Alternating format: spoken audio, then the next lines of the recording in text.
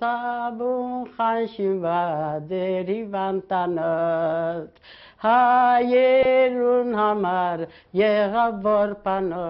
C'est un souvenir, celui d'une enfant de 4 ans, raconté par une vieille dame, hantée par sa mémoire. L'Europe était en guerre, l'Empire ottoman, à l'agonie, assassinait un peuple pour mieux devenir la Turquie. C'est un récit, celui de la mort d'une mère, tuée par la faim. J'ai couru pour avertir ma maman qu'ils ont apporté à manger. On doit avoir faim, je ne sais pas moi. Eh bien, quand je suis arrivée devant la porte d'appartement, ma mère, il était allongée par terre. Et moi, je suis assise sur elle, j'ai tapé, je voulais dire, lève-toi.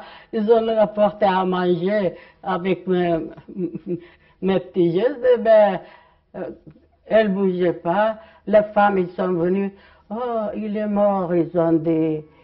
Il est mort, ils ont dit.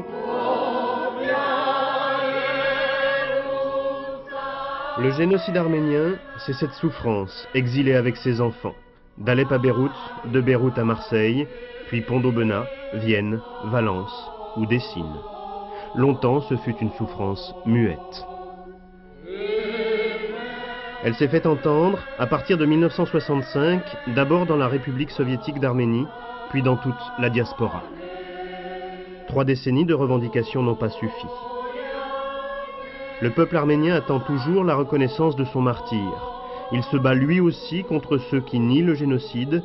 Pire, il se bat contre l'oubli qui progresse au sein même d'une Arménie désormais indépendante.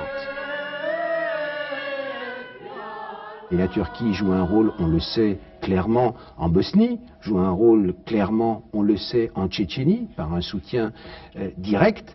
Et vous le savez aussi que le problème des pétroles, de l'acheminement des pétroles qu'on vient de trouver en mer Caspienne est un problème stratégique, économique, mais aussi politique, en fonction de l'endroit par où passera l'oléoduc. Donc, on serait très tenté aujourd'hui, et nos compatriotes, nos frères d'Arménie, qui vivent, je le rappelle aujourd'hui, dans des conditions absolument dramatiques, de blocus, de situation économique impossible, sociale, politique, eh bien, eux-mêmes, dans l'ordre de leurs priorités, pourraient être tentés de mettre au second plan ce souci de mémoire. Et les pressions, croyez-moi, existent directement.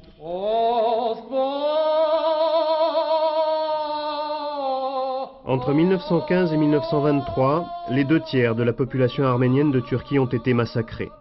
80 ans plus tard, la religion chrétienne, la langue et la mémoire de la catastrophe constituent le ciment d'un peuple dispersé. Mais au-delà de l'identité arménienne, la commémoration du génocide garde un sens universel. Des crimes contre l'humanité se commettent toujours à la fin du XXe siècle.